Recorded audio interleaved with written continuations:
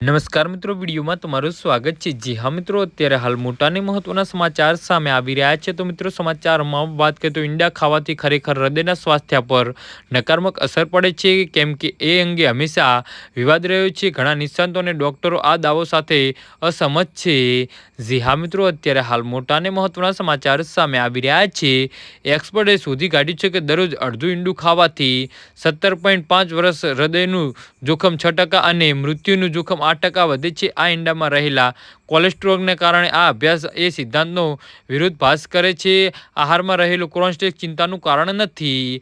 જી હા મિત્રો, અત્યારે હાલ મોટાને મહત્વના સમાચાર સામે આવી રહ્યા છે।